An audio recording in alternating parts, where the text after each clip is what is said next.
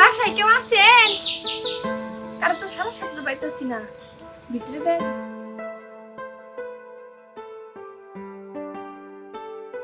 শুনছেন, বাসায় কেউ আছেন? কে আপনি? কাকে যাচ্ছেন? আসলে ভাই আমি তো মহিলা মানুষ থাকলে একটু ভালোই তো আছে। ঠিক আছে, আমি যাই। আরে দাঁড়ান, কি সমস্যা বলেন আমাকে। কোনো সমস্যা নেই। আসলে ভাই আর কি হচ্ছে বলবো, অসুবিধা। এটা তো আমাকে বললেই পারতেন। এই সিঁড়ির বাম পাশে একটা ওয়াশরুম আছে, ওইখানে যান, ওইখানে গেলেই হবে। আচ্ছা ঠিক আছে ভাই, সমস্যা না। আপনি আমার এই ব্যাগটা একটু দেখেন।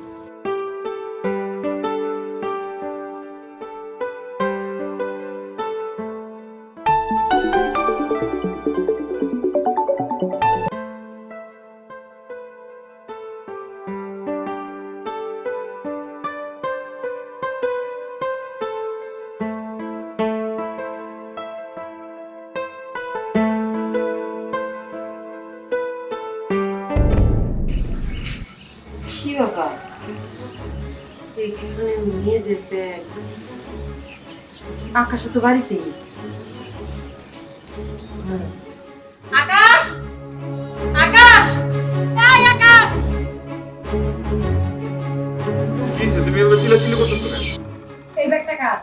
এটা তো একটা মেয়ে মানুষের ব্যাগ। তাহলে কি মেয়ে মানুষ আসছে বাসায়? হ্যাঁ, একটা লোক আসছে বাসায়। ও, এখন বুঝতে পারছি তুমি কেন আমার সাথে কোথাও যাইতে চাও না। তোমার ভাল লাগতেছে না, আমি একাই ঘুরে আসি, হ্যান তেন, তোমার ইম্পর্টেন্ট কাজ আছে। এইটাই তোমার ইম্পর্টেন্ট কাজ, তাই না? আমি আমার বোনের বাড়ি, খালার বাড়ি, মার বাড়ি জেনে জেনে কেন তুমি আমার একা পাঠাও? কারণটা আমার বোঝা হইলো। আমি বাসা থেকে বেরোতে দেরি হয়, কিন্তু বাসা থেকে মেয়ে মানুষ হতে দেরি হয় নাই। তুমি যদি এগুলাই করবা, তাহলে তুমি আমার সংসারে রাখছো কেন? আমরা তালাক দিয়ে দিতে পারো না? চরিত্রহীন লম্পট! তোমার আমার চেনা হয়ে গেছে, আমি আর তোমার সংসারে থাকবো না। আপু ব্যাগটা দেন। ও মা গো, এখন কি সুন্দর করে কথা বলতেছে, মানে ভাজা মাছটা উল্টে খেতে জানে না। এই মেয়ে, তোমার ব্যাগ নাও। আর তুমি এই মেয়ের না ঘরের ভিতরে এগুলো আকাম কুকাম করতেছো, ফুর্তি করতেছো, তোমার লজ্জা করে না? এই মেয়েকে আমার থেকে খুব সুন্দর, খুব রূপবতী।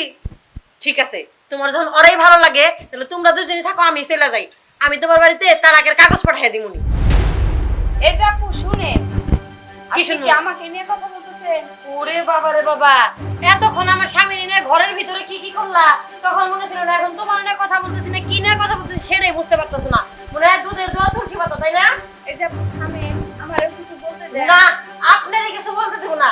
এই যে তুমি কি জানো না এই লোকটা বিবাহিত, তার ঘরে বউ আছে, একটা বিবাহিত পুরুষের সাথে এগুলো কেমনে করে করো?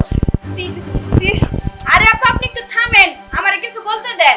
কোন কি বলতেছেন আপনি বলেন শুনি আমি একটু। আমি আপনার বাড়িতে আমি আসছি বিপদে পড়ে, কিন্তু আপনি তো আমার কোনো কথাই শুনতেছেন না, আপনি আগেই চিল্লাইতেছেন। আস্তে কি বলবেন আমি একটু শুনি, কিন্তু আস্তে আস্তে কথা বলেন। আপনার বানোয়াটার ভুয়া কথা এত জোরে জোরে আমি শুনবো না। আস্তে গলা কথা বল, বাড়িটা আমার, আপনার না। আচ্ছা এবার আপনি একটু চুপ করেন, আমার বলতে দেন। বলেন। আমি রাস্তা দিয়ে আমি এক জায়গায় যাইতে নিছিলাম, আমার ওয়াশরুমে যাওয়া খুবই দরকার ছিল। আশেপাশে বাড়িঘর খুঁজলাম কিন্তু পাইলাম না, আপনাদের এই গেটটা খোলা ছিল, সেজন্য আমি ভিতরে আসছিলাম। ভিতরে আইসা আমি ভাইয়ারে বলছি সবকিছু, ভাইয়া বললো যে বাসায় মহিলা মানুষ নাই। পর আমি না করছিলাম যে ভাইয়া আমি চলে যাই, কিন্তু ভাইয়া বললো যে না সমস্যা নাই, আপনি বিপদে পড়ছেন, আপনি ওয়াশরুমে যান। ও আচ্ছা, তাহলে তো আমারই বুঝতে ভুল হইছে। শুনেন আপু একটা কথা বলি, কখনো না যায় না না শুনে মানুষকে দোষ দিতে হয় না। আসলে আপু বিপদ কখনো কারো বইলাকে আসে না, এই কথাটা সবসময় মনে রাখবেন। আমার জায়গায় আজকে আপনিও বিপদে পড়তে পারছেন। আর একটা জিনিস ভাইয়া, সরি ভাইয়া, আমার জন্য আপনি অনেক